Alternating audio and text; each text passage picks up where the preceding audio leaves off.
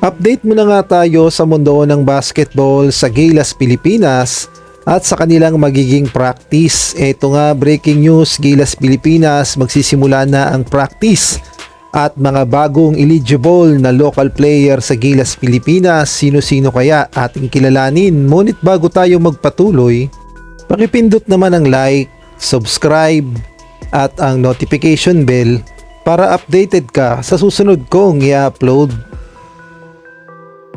Magkakaroon na nga ng official Gilas Pilipinas practice. Paghahanda nga ito sa second window ng FIBA World Cup Asian Qualifiers kung saan makakaharap ng Gilas Pilipinas ang New Zealand at gayon na rin ang Australia. At ayon nga kay Coach Tim Cone, 10 days preparation lamang o 10 days practice lamang ang gagawin ng Gilas Pilipinas paghahanda nga yan kontra sa New Zealand.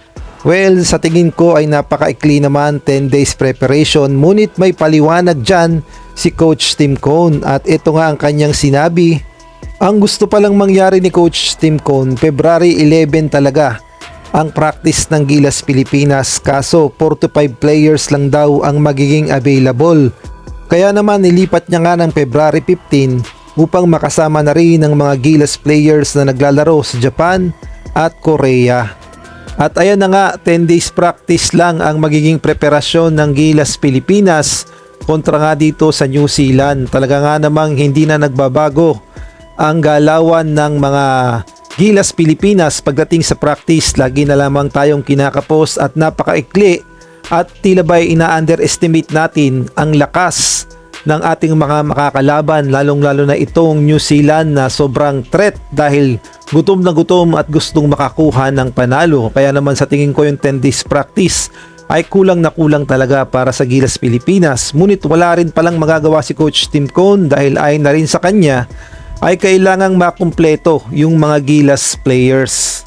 Samantalang sa ibang balita naman, dumadami na nga ang mga Filipino-American na 100% eligible para sa Gilas Pilipinas dahil nakakuha nga sila ng Philippine passport bago mag-16 o kaya naman bago mag-18.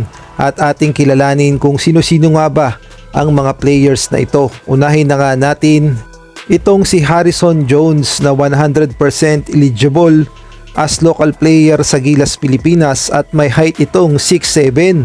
At parang ang si Kubi Paras na mala Dwight Ramos ang kanyang galawan at tignan nyo naman 6'7", napaka-athletic, shooter pa at pwede talaga ito sa Gilas Pilipinas dahil 17 anyos pa lang at mahahasa pa ng husto kung mahahawakan ni Coach Tim Cone.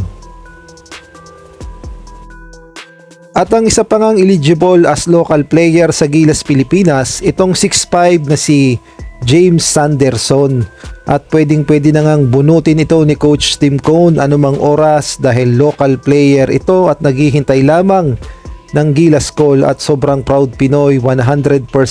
Kaya naman sa hinarap is future is bright para sa Gilas Pilipinas dahil sa mga PhilAm na ito na pwedeng maging local player. Samantalang si kay Noah Patton ay nagpaparamdam din kay Coach Tim Cone at gusto rin itong maglaro para sa Gilas Pilipinas at sa kanya nga mga bagong videos makikita natin na ang laki na ng inimprove ni kay Noah Patton at handang-handa na para sa Gilas Pilipinas anumang oras siya tawagan ni Coach Tim Cone.